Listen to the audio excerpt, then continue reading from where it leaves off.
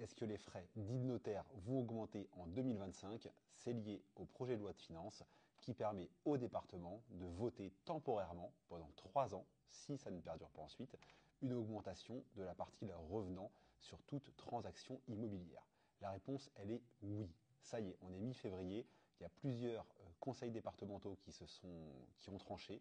C'est le cas dans le Rhône, c'est le cas à Paris et ainsi de suite. Et ils ont tous voté pour oui, une augmentation de 0,5% des frais dits de notaire sur la partie qui revient au département. Je suis normand, le département qui me concerne, c'est le Calvados. La décision ne serait a priori pas prise, mais on a quand même un bon indice de la tendance qui se dessine. Pourquoi? Parce que quelqu'un qui est bien connu dans le Calvados, Jean-Léonce Dupont, il est vice-président des départements en France. Et il a parlé au micro d'un média en indiquant que cette hausse était clairement nécessaire, que la situation des départements est mauvaise et donc qu'il invitait à la voter. Donc si le vice-président des départements en France pense ça, on n'a pas trop de suspense sur ce qui va se passer dans mon département, dans le Calvados. Alors je cite cet homme politique une seconde fois sur quelque chose qui peut peut-être prêter à sourire.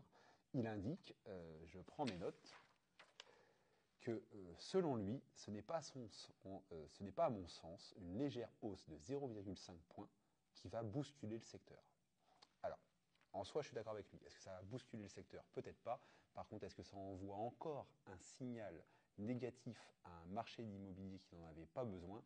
Je pense que oui. La hausse, pour rappel, elle est d'environ, pour simplifier à l'extrême, 500 euros sur les frais dits de notaire par tranche de 1000 euros, par tranche de 100 000 euros d'acquisition.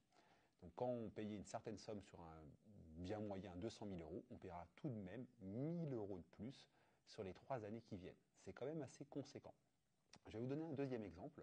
Je vais vous indiquer ce que représente la décomposition des frais dits de notaire sur un achat à 100 000 euros. Je reprends à nouveau mes notes pour ceux qui regardent la vidéo. Sur un achat à 100 000 euros, en France, hors copropriété, on a environ 8 700 euros de frais, de taxes prélevées par le notaire, et on va parler de la répartition ensuite.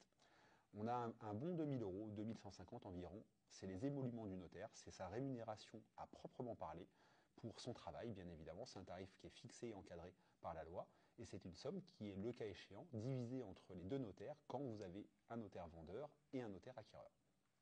Il y a également une petite somme, environ 200 euros, qui va toujours au notaire, mais cette fois-ci, ce n'est pas de la rémunération, c'est ce qu'on appelle les débours, c'est un remboursement des frais pour le travail du notaire, les pièces qu'il demande en votre nom, etc. Donc environ 2 400 euros qui vont dans la poche du notaire, si on peut dire comme ça, sur 8 700 euros.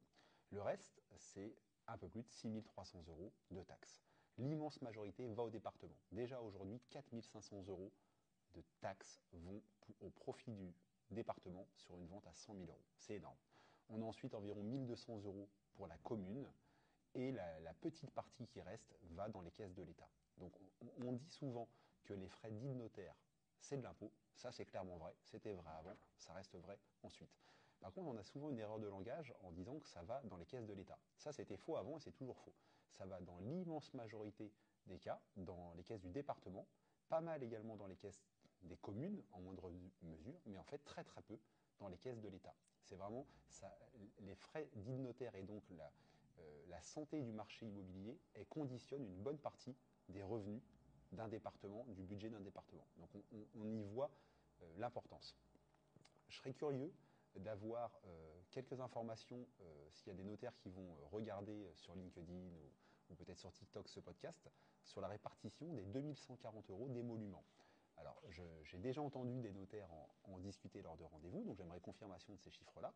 A priori, donc déjà, je rappelle un fait, j'aurais dû commencer par ça ne coûte strictement pas plus cher à un consommateur, à un acquéreur ou un vendeur, de prendre son notaire. C'est-à-dire que quand il y a deux notaires dans une affaire, ça coûte strictement le même prix que quand il n'y en a qu'un. Donc ça, c'est la bonne nouvelle. Donc il y a forcément une répartition. Il semblerait que le notaire qui reçoit l'acte touche un petit peu plus que celui qui est en notaire assistant. Et si vous vous demandez qui va recevoir l'acte, et bien ça, je crois que ça dépend des départements et donc des règles qu'il y a dans chaque chambre départementale des notaires. Dans mon département, le Calvados, il est coutume que ce soit le notaire du vendeur qui reçoive l'acte. Donc c'est lui le notaire le plus important, je mets des guillemets dans ce que je dis, c'est lui qui constitue le dossier, qui échange plus avec l'agent immobilier, même si le notaire assistant est important, et c'est lui qui recevra les clients et qui authentifiera l'acte avec bien sûr la présence du notaire acquéreur. Enfin, la présence. Depuis le Covid, plus trop de présence. Il y a un goût qui a été pris pour les signatures en visio que je ne partage pas, mais voilà. Dans d'autres départements, si on prend la région parisienne, je crois savoir que c'est l'inverse. C'est l'acquéreur qui choisit le notaire qui va rédiger l'acte et le vendeur a un notaire en quelque sorte assistant. Donc je veux bien des précisions là-dessus s'il y a des notaires qui nous écoutent. En tout cas, voilà, c'était un petit rappel sur cette nouveauté de la loi de finances 2025, sur le fait que oui, les départements qui ont déjà tranché ont tous tranché dans le sens d'une augmentation des frais de notaire. Et le département dans lequel je trouve, le Calvados, on a un gros doute, enfin, on a une bonne vision sur ce qui va être voté d'ici peu, parce que, je me répète, mais quelqu'un d'important chez nous a dit qu'il fallait augmenter les frais de notaire. Si la décision, tiens, une dernière info importante dans ce podcast, si la décision du conseil départemental est prise avant le 28 février, donc je pense que l'immense majorité des départements vont faire l'effort dans leur intérêt de se prononcer avant le 28 février, la mesure sera applicable au 1er avril 2025. C'est important parce que ça va concerner plein de projets à venir, c'est évident, mais ça va aussi concerner des projets en cours. Il y a des projets en cours sur lesquels il y a des compromis qui sont déjà signés, qui vont, selon leur date de signature définitive, être ou pas concernés par la mesure.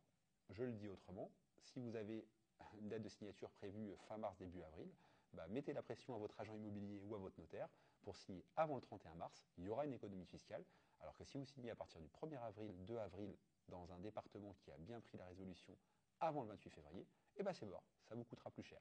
Donc bon courage aux notaires qui regardent cette vidéo parce que certains de leurs clients et des agents immobiliers qui encadrent les dossiers vont les presser, et c'est normal, pour acter quand c'est possible avant le 31 mars.